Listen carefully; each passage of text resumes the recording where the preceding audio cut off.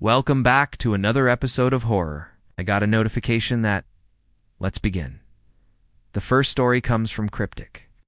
This happened when I was about 12 or 13 years old. I don't know why I didn't call out for help or scream louder, I just ran.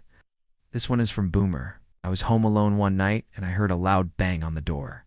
At this point I was kind of creeped out, but I still didn't think much of it. Then I heard footsteps near my door. My dad pulled into the driveway just as I heard the voice again, but this time it was much louder and right outside my door. Then I felt the doorknob turn. I immediately screamed, and my dad ran inside. Thankfully, the door had a deadbolt lock. We didn't have time to use it. I couldn't shake this feeling that something was wrong. A guy was home alone, and he started hearing strange sounds in his attic. He decided to go check it out. He goes up into the attic and sees a hole. And that's when he hears a noise again and sees something fall through the hole. It was a small, furry animal. He assumed that it was a squirrel or something and went back downstairs. I tried to distract myself by reading a book, but each time I looked up from the page, I saw the same light. He shone a flashlight into the hole and saw the creature again. He can still see the yellow eyes gleaming in his mind. He has since moved out of that house, but he doesn't know where the creature went. And if it's waiting for its next victim, that definitely sounds terrifying. It was lying on its side and it looked dead. Figured that it must have been sick or something and died. Fast forward a few months and he starts hearing the sounds once again. What the hell? He goes up into the attic again and shines his flashlight into the hole, expecting to see another dead animal. And that's when he sees the pair of glowing yellow eyes staring back at him. He screamed and backed away, tripping over some boxes and falling through the hole into the attic. It was coming from the basement window, and no one ever went down there. The only thing in there was a laundry machine and dryer. Also, be sure to subscribe. Till next time, don't forget, be kind. Rewind. I got so freaked out that I got up and went over to the window to close the blinds. But as soon as I did that, the light went out.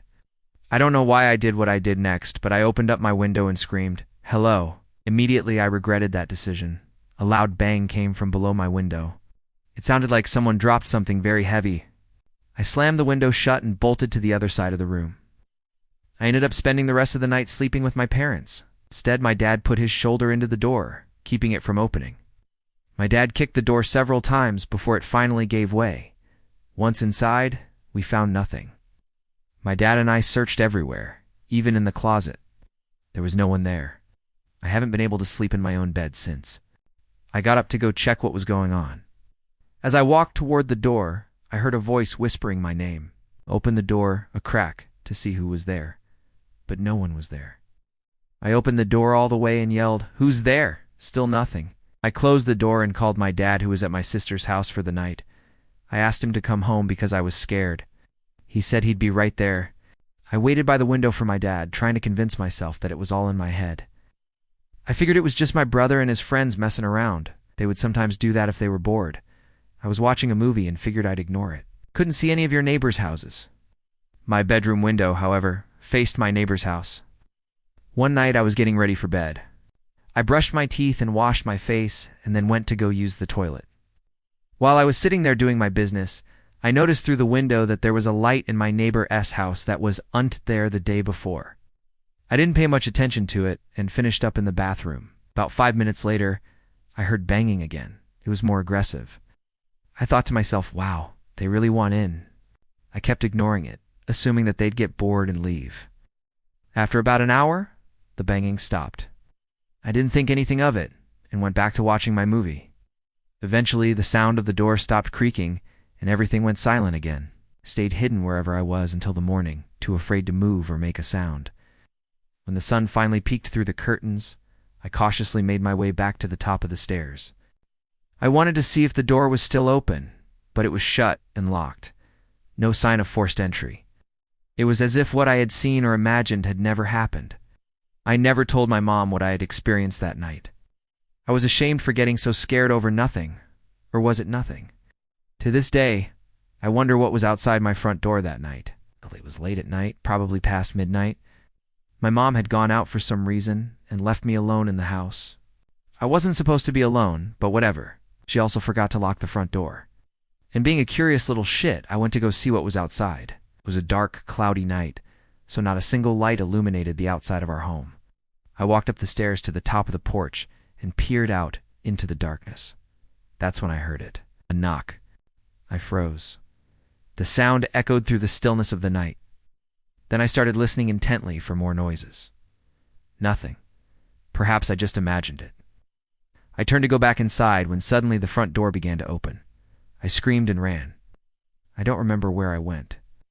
All I do recall is the feeling of terror that filled my small body as I watched the door swing open slowly. Creaking in the silence, I stood frozen, my eyes wide with fear as the door continued to turn, revealing the darkness beyond. I remember scrambling away as fast as my legs could carry me, my heart pounding in my chest like a drum. And speaking of doors, we have another story about a door. About 2 hours later, I heard scratching at the door. About 5 minutes after my dad left, I heard heavy footsteps running on the roof, followed by heavy banging. We have another story, and this one is from Skittles. This happened when I was younger. I lived in a very rural area. As I was laying in bed, though, I kept glancing at the window. Our next story comes from another user. This isn't my story, but I read it on Reddit, and I just had to share it here. A few weeks later, he started hearing the sounds again and went back into the attic. The hole was still there. He goes on to say that he is absolutely convinced that whatever it was watching him from the hole. And if you want to hear more stories about creepy things that go bump in the night, I suggest you watch another episode. I got a notification that